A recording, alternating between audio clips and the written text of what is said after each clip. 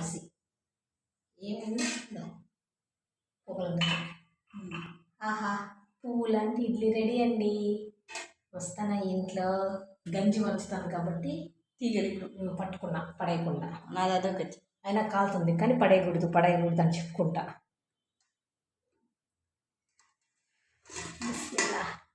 బిస్మిల్లాహిర్రహమానిర్రహీం. Water చూసావా, ఒక cup water పోసాను.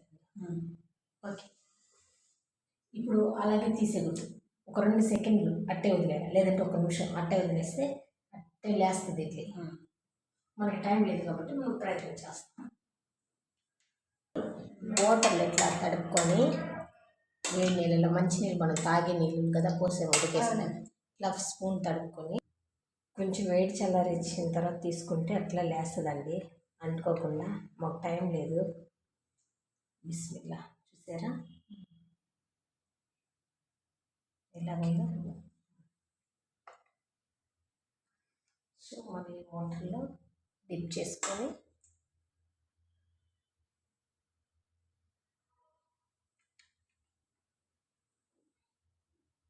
చూడండి, ఇట్లా తిప్పిస్తాను ఎలా ఉందో. పట్టుకొని చూపిద్దామంటే చాలా వేడిగా ఉందండి. అదేవిధంగా ప్రతి తీసేటప్పుడు డిప్ చేసుకోవాలి. మన ప్లేట్లకి ఆయిల్ నెయ్యి అబ్జర్వ్ చేసుకుంటాం కదా, చాలా బాగా అతుక్కోమంది. ఇట్లా స్పూన్ పెట్టినప్పుడు ఇట్లాగే ఎత్తేయకూడదు, ఇట్లా రౌండ్ చేసుకోవాలి, లోపలనే పోయించాలి. ఇట్లా తిప్పాలి, చెయ్యాలి.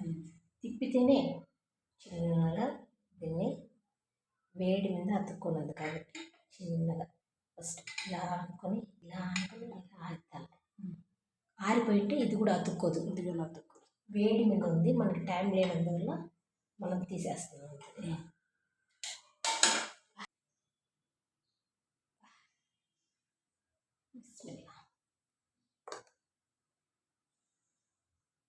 ఏం కారం ఇది? ఎర్ర కారం.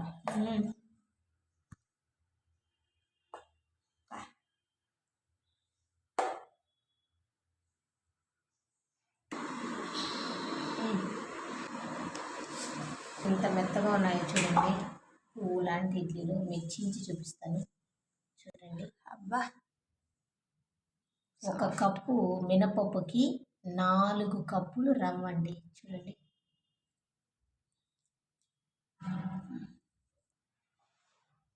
ఫ్రెండ్స్ మీరు ఇలాగ ట్రై చేయండి. Subscribe my channel. Thank you.